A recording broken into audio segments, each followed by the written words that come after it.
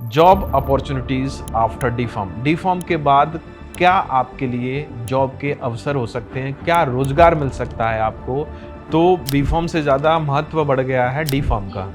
समय की बचत है, 4 साल की बजाय 2 साल कर सकते हैं। तो मैम यहाँ पर सरकारी नौकरी के बारे में अगर हम बात करें कि कौन कौन सी, कि बच्चों के मन में आता है कि हॉस्पिटल फार्मासिस्ट बना दो बंदा, उसका काम केवल मेडिसिन प्रोवाइड करना है, कि मेडिसिन बांटना हॉस्पिटल में बैठ के, केवल डिस्ट्रीब्यूशन ऑफ मेडिसिन, बस खाली ये रहता है कि इसके अलावा भी कुछ और रहता है। जो भी आप जहाँ से भी कर रहे हो तो उसमें आते हैं क्वेश्चन जो आते हैं सब्जेक्टिव। यहाँ पर जो एग्जाम कॉम्पिटिटिव रहते हैं वो रहते हैं ऑब्जेक्टिव टाइप, लेकिन आपका सिलेबस वही रहता है। तो बच्चे को एक अच्छा मैम, एक सबसे बड़ी चीज़ ये आती है कि ड्रग्स इंस्पेक्टर का जैसे नाम मेरे मुंह से निकला था कि ड्रग्स इंस्पेक्टर, उसी से रिलेटेड एक क्वेश्चन है, क्या डिप्लोमा इन फार्मेसी करने वाला बच्चा ड्रग्स इंस्पेक्टर बन सकता है। हेलो प्यारे बच्चों, क्या हालचाल है। आप सभी का स्वागत है हमारे PW फॉर्म चैनल पर। और इस वीडियो में, इस पॉडकास्ट में हमारे साथ जुड़ी हुई हैं डॉक्टर पारुल ग्रोवर मैम।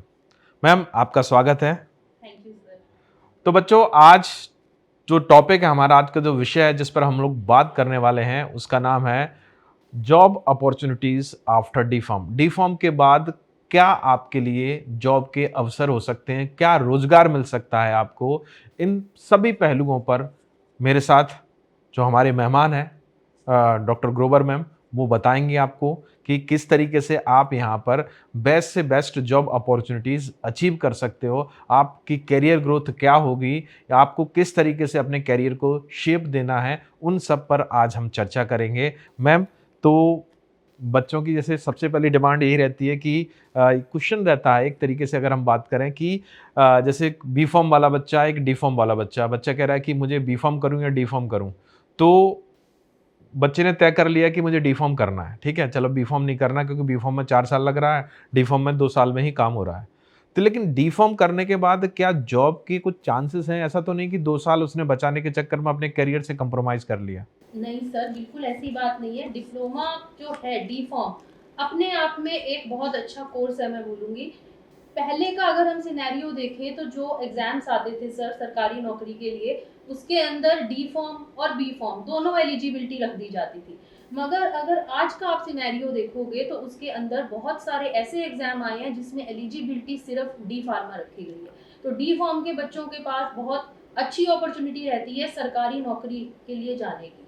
मतलब ये कह सकते हैं कि अगर किसी को फार्मासिस्ट बनना है हाँ जी। तो बी फॉर्म से ज़्यादा महत्व बढ़ गया है डी फॉर्म डी का। फॉर्म का समय की बचत है, 4 साल की बजाय दो दो साल साल का कोर्स है कर सर ये। सकते हैं।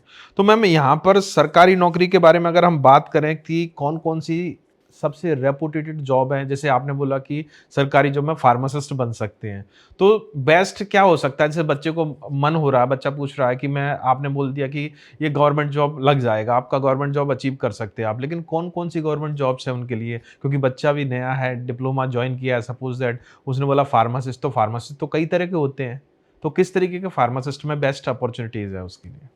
सर देखिए, बच्चा हॉस्पिटल फार्मासिस्ट के लिए जा सकता है।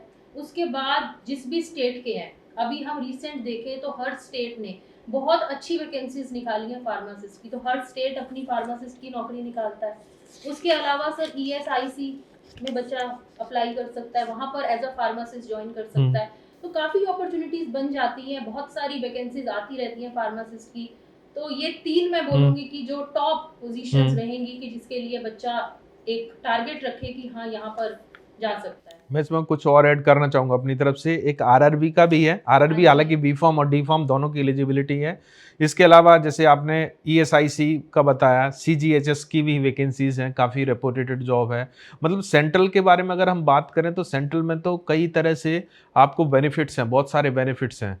तो उन बेनिफिट्स पर भी बात करेंगे, आपसे पूछूंगा कि क्या क्या बेनिफिट्स हैं, बिल्कुल बिल्कुल बात करूंगा उस पर। तो मतलब इतने सारे हर जगह देखिए, यहाँ पर एक एक लाइन अगर बोलूँ, जहाँ दवा है वहाँ फार्मासिस्ट है, कि फार्मासिस्ट को हम ड्रग मैन के नाम से भी जानते हैं, जैसे ही मैन, सुपरमैन, पैडमैन, वैसे ड्रग मैन होता है, तो वही चीज़ है। तो यहाँ जहाँ हर जगह अपॉर्चुनिटी बनने वाली, क्योंकि आज सबसे ज़्यादा कहते हैं ना कि खाने के बाद व्यक्ति सबसे ज़्यादा क्या खाता है, दवाइयाँ खाता है, क्योंकि आए दिन इतनी सारी बीमारियां हो रही हैं। तो ये पूरा का पूरा जो कह सकते हैं कि अवसर हैं बच्चों के लिए, कभी कम नहीं होने वाले। अच्छा मैम, इसके अलावा अगर हम बात करें कि क्या इन एग्ज़ाम्स के लिए उसको मतलब एग्ज़ाम ये जॉब अचीव करना, सपोज़ आरआरबी का या हॉस्पिटल फार्मासिस्ट या स्टेट फार्मासिस्ट, तो क्या डायरेक्ट अपॉइंटमेंट हो जाती है? इसके लिए कुछ एग्ज़ाम्स देने होते हैं? सर इसके लिए जैसे हम कुछ सिनेरियो वही मैं पहले की तरफ लेके चलूँ अगर आपको तो कभी डायरेक्ट रिक्रूटमेंट भी होती थी। हुँ, बट जो आज का प्रेज़ेंट सिनेरियो है, आप जितने भी फार्मासिस्ट की आप वैकेंसीज़ देखेंगे सबके कॉम्पिटिटिव एग्ज़ाम बच्चे को देने पड़ते हैं। हुँ, अब उस कॉम्पिटिटिव एग्ज़ाम को देने के लिए उसे तैयारी भी अच्छी करनी पड़ेगी क्योंकि आप जब डिप्लोमा का पेपर दोगे, हुँ, जो भी आप जहाँ से भी कर रहे हो तो हुँ, उसमें आते हैं क्वेश्चन जो आते हैं सब्जेक्टिव। हुँ, यहाँ पर जो एग्जाम कॉम्पिटिटिव रहते हैं वो रहते हैं ऑब्जेक्टिव टाइप लेकिन आपका सिलेबस वही रहता है तो बच्चे को एक फर्स्ट ईयर से ही अपने दिमाग में बिठा के रखना चाहिए कि मुझे यहाँ पर जाना है, मुझे ये कॉम्पिटिटिव एग्जाम देना है और ऐसे ही अपने कंसेप्ट को क्लियर करते हुए एमसीक्यूज प्रैक्टिस करते हुए प्रीवियस ईयर को प्रैक्टिस हुँ। करते हुए चलेगा तो आराम से ये वाले टेस्ट क्लियर कर लेगा। तो कॉम्पिटिटिव एग्जाम रहते हैं। अच्छा मैम, कॉम्पिटिटिव एग्ज़ाम से आपने बताया कि ये सारी चीज़ें कि उसको सब्जेक्टिव पर थोड़ा-सा कमांड करनी पड़ेगी, तो ऑब्जेक्टिव अपने आप अपने आसान हो आप जाए, आसान हो आसान हो जाएगा। जाए। तो मैम मैं मेरे ख्याल से इसमें इंटरव्यूज़ तो होते नहीं हैं। जैसे ड्रग्स इंस्पेक्टर में इंटरव्यू होते हैं, तो फार्मासिस्ट में डायरेक्टली रिक्रूट मतलब एग्ज़ाम के बाद सीधा-सीधा सीधा रिक्रूटमेंट हाँ हो जी। जाता है। फिज़िकल टेस्ट देना होता है, कई-कई जगह फिज़िकल टेस्ट भी नहीं लगता और हो जाता है। तो मैम इसमें इसके अलावा क्या फ़ार्मा के अलावा अगर बच्चे को देना चाहे, बच्चा हमारा जो सुन रहा है, बच्चा वो ये पूछ रहा है कि फार्मेसी के अलावा मुझे कुछ और थोड़े से सब्जेक्ट पर जैसे नॉन फार्मा उस पर को भी थोड़ा-थोड़ा देखना पड़ेगा क्या? बिल्कुल देखना पड़ेगा सर। नॉन फार्मा का वेटेज है मैम? नॉन फार्मा का सर ये भी डिपेंड करता है कि भई आप कौन-सा एग्ज़ाम हुँ, हर किसी का एक्चुअली सर अपना हुँ, क्राइटेरिया रहता है। जब स्टेट अपनी वैकेंसी निकालता है, अब आप देखो कि हम एक ओवरऑल तो देख हुँ, सकते हैं कि ये टॉपिक्स इम्पोर्टेंट हैं, ये हुँ, टॉपिक्स रहेंगे। बट जब एक स्पेसिफिक एग्ज़ाम निकलता है, वो अपने टॉपिक्स देते हैं, वो हुँ, अपना बताते हैं कि नॉन फार्मा की हुँ, कितनी वेटेज रहेगी, फार्मा की कितनी वेटेज रहेगी। बहुत सारे एग्ज़ाम्स हैं जिसके अंदर नॉन फार्मा आता है। बच्चे को हुँ, अपडेट रहना चाहिए जनरल नॉलेज पे, जो रीजनिंग एजर्शन वाले हुँ, क्वेश्चंस हैं, थोड़ा-सा मैथ जो हुँ, बेसिक बेसिक क्वेश्चन हुँ, रहता है सर, कुछ इंग्लिश के बेसिक क्वेश्चन रहते हैं। तो हुँ। इस तरह का नॉन फार्मा का पार्ट भी काफ़ी एग्ज़ाम्स के अंदर आता है। नॉन फार्मा तो मतलब जैसे स्टेट का कोई बच्चे जैसे मध्य प्रदेश का ड्रग्स इंस्पेक्टर की उसकी तैयारी कर रहे हो, फार्मासिस्ट फार्मासिस्ट एग्जाम की तैयारी कर रहे हो, तो वहाँ पर आपको एमपी का जनरल नॉलेज पता होना चाहिए, उसके मतलब जो भौगोलिक सिनेरियो है उसको पता होना चाहिए, ज्योग्राफिकल जो बिल्कुल चीज़ें हैं, सर। कौन सी नदी है, क्या है, सारा पता होना चाहिए। मतलब आप जिस स्टेट से बिलोंग करते हैं उसके बारे में आपको पूरी उस स्टेट इन्फॉर्मेशन। के बारे में। हाँ और जो जी। बच्चे यहाँ पर भी मैं बोल रहा हूँ उन बच्चों के लिए भी जो ड्रग्स इंस्पेक्टर, मेरा मुंह से ड्रग्स इंस्पेक्टर भी निकला, तो ड्रग्स इंस्पेक्टर की जो प्रिपरेशन कर रहे हैं उनके लिए भी बोलना चाहूंगा कि भैया थोड़ा सा फार्मा को भी आप फार्मा के साथ में नॉन फार्मा नॉन को भी फार्मा करते जाइए थोड़ा बिल्कुल। थोड़ा। तो इससे क्या होगा कि आपको लोड कम होगा। अच्छा मैम, ऐसे आरआरबी फार्मासिस्ट के बारे में आपने बताया कि आरआरबी फार्मासिस्ट बड़ा ही एक प्रेस्टिजियस एग्जाम है, अच्छी जॉब है, तो उसके बारे में क्या क्यों इतना बच्चे उसके पीछे पागल हैं आरआरबी फार्मासिस्ट बनने के लिए? क्या है उसमें कुछ खास? खास तो सर उसकी सैलरी बड़ी अच्छी है। तो बच्चा आजकल जब भी जॉब देखता है तो 2 चीज़ें तो देखता है। हम्म, एक तो पैसा अच्छा हो, एक भई जॉब स्टेबिलिटी अच्छी हो। तो हम्म, दोनों चीज़ें आरआरबी फार्मासिस्ट में मिलती हैं। प्लस अदर बेनिफिट्स देखें तो रेलवे की जॉब है। तो रेलवे में आपका, आपके पूरे परिवार का अगर आपको सफ़र भी उम्र भर के लिए फ्री मिल जाए तो इससे तो अच्छी बात ही क्या सही होगी। बात है। पर गवर्नमेंट जॉब है, हम्म, हॉस्पिटल का जो भी खर्चा आजकल तो सर मेडिकली आप देखिए कि बहुत महंगा है। थोड़ी-सी चीज़ के लिए जाएँ, थोड़ी-सी हम्म, छोटी-सी बीमारी के लिए जाएँ तो बहुत खर्चा हो जाता है। तो सब कुछ सरकार कवर करती है, तो बहुत सारे बेनिफिट्स हैं आरआरबी फार्मासिस्ट हम्म। के। और इसके अलावा अगर हम बोले मैम दूसरे जो सीजीएचएस और ईएसआईसी फार्मासिस्ट में भी मेडिकल बहुत अच्छे बेनिफिट्स हैं। जैसा मैंने बच्चों से पूछा, बात भी किया कई बच्चों से, कई लोगों से पता चला कि वहाँ फैमिली भी कवर होती है और अच्छे हॉस्पिटल्स हैं यहाँ पर, लो क्राउडेड टाइप के हॉस्पिटल्स हैं और अच्छी मेडिकल फैसिलिटीज़ है। तो बच्चे अगर मतलब फार्मेसी में हैं और अपना एक एक मतलब अपने फैमिली को प्रोटेक्ट करना चाहते हैं तो बिल्कुल। फार्मासिस्ट से अच्छी सर जॉब ये नहीं। तो सरकारी नौकरी जो जब एम करते हैं तो ये सब चीज़ें हम साथ में सोच के ही करते हुँ, हैं कि कैसे हम इन सब चीज़ों को अपनी फैमिली को कैसे प्रोटेक्ट कर लें, मेडिकल कैसे सब चीज़ें हुँ, प्रोटेक्ट होंगी। एक हमें ऐसी नौकरी मिल जाए कि चलो हमारी एक जॉब स्टेबिलिटी हो हुँ, जाए। तो ये तो फैक्ट्स रहते ही हैं। तो ये सब जो चीज़ें हैं ये इन जॉब्स के अंदर बड़े अच्छे से बच्चों को मिल जाएँगी। हुँ। अच्छा मैम, एक सबसे बड़ी चीज़ ये आती है कि ड्रग्स इंस्पेक्टर का जैसे नाम मेरे मुँह से निकला था अभी, ड्रग्स इंस्पेक्टर, उसी से रिलेटेड एक क्वेश्चन है। क्या डिप्लोमा इन फार्मेसी करने वाला बच्चा ड्रग्स इंस्पेक्टर बन सकता है? नहीं। अरे नहीं बन सकता सर। अभी जो रिसेंट हम देखें कि जो क्वालिफिकेशन क्राइटेरिया ड्रग इंस्पेक्टर के लिए दिया गया है, एलिजिबिलिटी क्राइटेरिया मैं बोलूँगी, उसमें बच्चे को बी फार्मा करना है। लेकिन ये नहीं है कि आप डिप्लोमा करके आपका ये सपना ही टूट जाएगा। भाई बच्चों तो ऐसे नहीं सोचना कि मैम ने ये क्या बोल दिया। हम्म तो डी फॉर्म के बाद अगर बच्चा सोचता है कि मुझे ड्रग इंस्पेक्टर बनना है, बहुत सारे बच्चों हम्म का सपना रहता है सर, तो वो अपना अच्छे से डी फार्मा करे, हम्म सेकेंड ईयर में अच्छा हम्म स्कोर करे, मतलब टोटल जो हम्म 2 साल का। उसके बाद आप बेटा जाओ बी फॉर्म लेटरल एंट्री में, तो हम्म बच्चा उसमें जा सकता है कि बी फार्मा कर ले, 1 साल बच जाएगा, सेकेंड ईयर में डायरेक्ट एडमिशन ले हम्म लेगा। After B pharm drug inspector के लिए वो एलिजिबल। एलिजिबल है। उसके बाद फिर वही कॉम्पिटिटिव एग्जाम, स्टेट की पोस्ट है, सेंटर की पोस्ट है, उसके अकॉर्डिंग। अच्छा मैम, यहाँ पर दो बेनिफिट हो जाते हैं बच्चे को लेटरल एंट्री से अगर वो बीफॉर्म करता है। तो एक तो आजकल का जो, जैसे आपने फर्स्ट क्वेश्चन में ही बताया था कि आजकल का जो सिनेरियो है वो डी फार्मा को फार्मासिस्ट एग्जाम में प्रायोरिटी दी जा रही है। पहली चीज़ तो वहाँ पर वो बंदे को बेनिफिट मिलेगा। दूसरा, अगर बीफॉर्म कर लिया तो ड्रग्स इंस्पेक्टर में बेनिफिट मिलेगा। मतलब ये दोनों जॉब्स के लिए वो क्वालिफाइड हो जाएगा एक तरीके डबल से। धमाल डबल धमाल, सर। बिल्कुल बिल्कुल सही बोल रही हैं मैम। अच्छा मैम, ये आप बताइए कि अगर गवर्नमेंट जॉब लगता है, आपने बोला कि हाई सैलरी, हाई पैकेज, तो क्या एक्सपेक्ट करता है बच्चा कि कितना सैलरी हो सकती है स्टेट और सेंट्रल के हिसाब से अगर हम बात करें? सर जो सैलरी रहती है, देखो बहुत सारी वैकेंसीज हैं, बच्चा क्या ऑप्ट कर रहा है।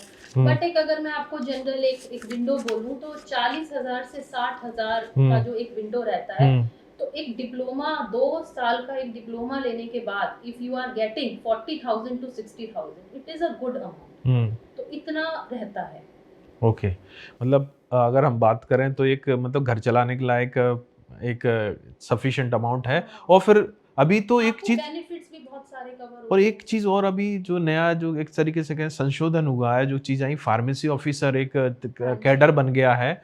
और उस कैडर के हिसाब से बात करें तो सैलरी जो बैंड है वो एकदम से चेंज होने वाला चेंज है। होने वाला है। मतलब अब सैलरी अब ऐसी नहीं रहेगी कि फार्मासिस्ट मतलब कि लोअर कैडर वाला मतलब एक एम्प्लॉय नहीं, अब अच्छे कैडर वाला एम्प्लॉय होगा और उसको अच्छी खासी सैलरी मिलने वाली है। तो बच्चों, आपके अंदर अगर क्षमता है, आपके अंदर अगर जुनून है, तो आप लग जाइए, जुट जाइए कि आपको ये जॉब अगर चाहिए तो आपको मेहनत करनी पड़ेगी। और मेहनत करेंगे तो डेफिनेट सी बात है कि आप एक जो गवर्नमेंट फार्मासिस्ट की जॉब है उसको अचीव कर सकते हैं। तो मैम, इसके अलावा अगर हम बात करें कि हॉस्पिटल फार्मासिस्ट, आपने बताया कि हॉस्पिटल्स डिफरेंट टाइप के हॉस्पिटल्स हैं, railway hospitals, ESIC hospital, CGHS hospital और स्टेट डिस्ट्रिक्ट हॉस्पिटल, इनके अलावा और जॉब का कुछ स्कोप है? बोला कि नहीं इनके अलावा भी है, क्योंकि मल्टीपल, मुझे जहाँ तक सुनने में आया कि मल्टीपल अपॉर्चुनिटीज़ होती हैं फार्मासिस्ट के लिए, तो कहाँ कहाँ जॉब और कर सकते हैं लोग? सर इसमें आफ्टर डी फॉर्म जो मेजर अपॉर्चुनिटी रहती है बच्चों के लिए, बच्चा खुद का बिजनेस कर सकता है हम्म सर। बहुत अच्छी अर्निंग कर सकता है, लाइसेंस मिलेगा, रिटेल हम्म लाइसेंस है, होलसेल लाइसेंस है। हम्म जो भी बच्चे को जिस तरह का भी बिजनेस करना हो, जितनी उसे इन्वेस्टमेंट करनी हो, उसके अकॉर्डिंग अगर अपना खुद का रिटेल या होलसेल का करता है तो उसमें भी बहुत अच्छा अर्न बच्चा कर सकता है आफ्टर डिप्लोमा। तो मुझे लगता है ये बहुत अच्छा एक है कि डी फार्मा के बाद हम अपना बिजनेस, बिजनेस कर। क्योंकि बहुत सारे बच्चों का ये भी रहता है कि हम्म मतलब कैसे अपना, कैसे कुछ लोग नई जॉब में हम्म जाना चाहते। वैसे सर मैं जो आपका पिछली बात थी फार्मासिस्ट वाली, वो भी हम्म कि ये बहुत सर ने अच्छा बताया कि फार्मासिस्ट की जगह अब सारे बच्चे फार्मेसी ऑफिसर ही ऑफिसर कहलाने वाले हैं। करवाए। तो अच्छा, सब कुछ अच्छा ही होने वाला है। तो अभी तो सब चीजें रिवाइज भी होंगी सर इसके आने के बाद। मेरे ख्याल से यहाँ तक मुझे लगता है बैंकिंग सेक्टर में भी आएगी जॉब। देखिए, आर्मी सेक्टर में आ चुकी हैं हाँ जी, सीआईएसएफ और ये पैरामेडिकल, सभी में है आईटीबीपी, सर। हाँ जी, आईटीबीपी, और जो आपके मेडिकल कॉलेजेस हैं बड़े बड़े, उनमें भी, एम्स में तो आती आती है। आती है ठीक है। एम्स में। हाँ जी, और नंबर ऑफ फार्मासिस्ट, मैं बच्चों अभी आपको बताना चाहूँगा कि जो डेटा के अकॉर्डिंग अगर हम बात करें तो नंबर ऑफ फार्मासिस्ट जो हैं बहुत कम है। मतलब जो, मतलब हमें मेडिकल फैसिलिटी की बात करते हैं, हमारा जो कंट्री है क्राउडेड है अगर हम बात करें, तो उस हिसाब से अगर हम बात करें तो फैसिलिटी, हेल्थ फैसिलिटी उतनी डेवलप नहीं हुई है, बट हो रही है धीरे धीरे करके सर चीज़ें। हम देख रहे हैं हुँ, इम्प्रूवमेंट। आप आज से कुछ साल पहले का अगर अपन सिनेरियो देखें तो जो पोस्ट हम देखते थे फार्मासिस्ट की स्टेट में भी, हुँ, कोई मतलब बहुत मुश्किल से कोई 50, 60, 100 तक पहुंचते थे। अब आप देखिए कि जो नंबर ऑफ वैकेंसीज अभी हुँ, रिसेंटली दिख रही है हुँ, 400, हुँ, 300। तो नंबर ऑफ वैकेंसीज ही इतनी स्टेट की आ रही हैं, तो आने हम्म। वाला टाइम तो बहुत अच्छा रहने वाला है फार्मेसी प्रोफेशन के लिए। ये तो आपने बहुत अच्छी बात की।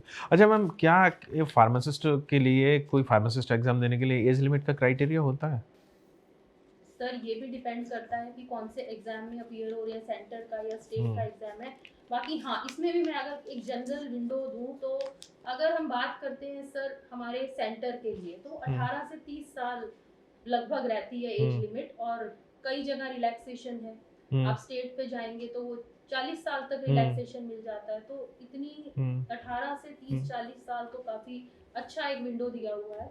और भी कई तरह के बेनिफिट्स रहते हैं। अगर हाँ आप जी। गवर्नमेंट एम्प्लॉई अगर पहले से कहीं काम कर रहे हो तो उसमें भी ये बेनिफिट मिल जाएगा। इसके अलावा फीमेल कैंडिडेट्स का, हाँ, एससी उनको एसटी, एज रिलैक्सेशन मिल जाता है। डेफिनेट सी बात है। तो जैसा वैकेंसी होगी, वैकेंसी के जो रूल बुक आती है उसमें क्लियर मेंशन रहता है सारी चीज़ों के बारे में।